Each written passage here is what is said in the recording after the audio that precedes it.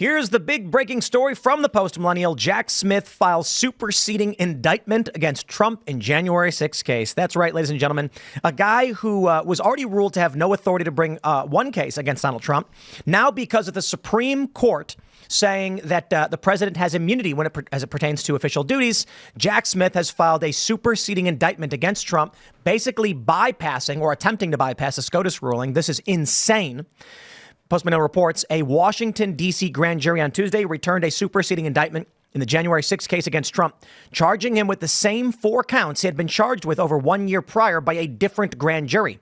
The 36-page superseding indictment charges Trump with conspiracy to defraud the United States, conspiracy to obstruct an official proceeding, obstruction of and attempt to obstruct an official proceeding, and conspiracy against rights. In a court filing, special counsel Jack Smith, his office, wrote that the superseding indictment was presented to a new grand jury that had not previously heard evidence in this case and reflects the government's efforts to respect and implement the Supreme Court's holdings and remand instructions in Trump v. United States. Holy crap. They even admit this is what they're doing and why they're doing it. Instead of acknowledging maybe we can't bring these charges against Trump, it's no, because of what they said, we respect that and we're going to charge him again. Mm-hmm. Yeah, they even said the defendant had no official responsibilities related to the certification proceeding, but he did have a personal interest as a candidate being named the winner of the election. So that's how they say that, the immunity ruling doesn't apply here.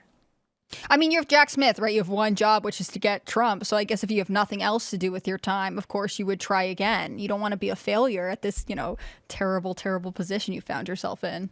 Yeah, and it's really an example of writing the rules kind of as you go along, because the Supreme Court, according to the civics lesson I got as a kid, is supposed to be the highest court in the land.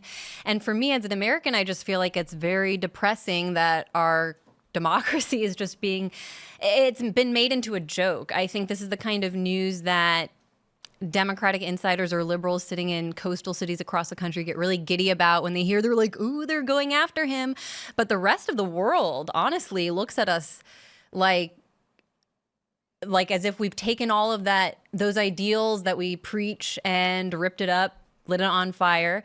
And it definitely makes it seem as though we have no leg to stand on when it comes to one of the major issues that I'm interested in, which is regime change. We constantly are running around the world saying that these other countries are undemocratic or not abiding by the rights and ideals that we hold true.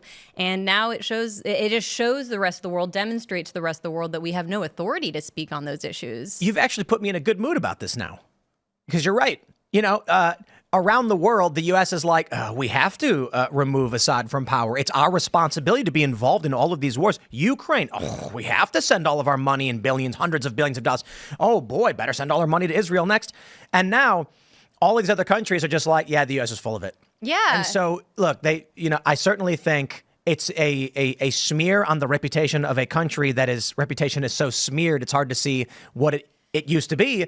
But at least the military-industrial complex and the warmongers can no longer pretend, except to their cult members who will just keep waving the flag and voting for their garbage.